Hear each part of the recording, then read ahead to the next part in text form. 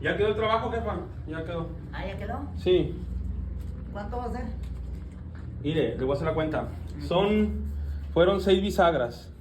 A 100 pesos cada bisagra. Son 1000 pesos. ¿Verdad? Y luego las pijas que utilizamos 80 pijas.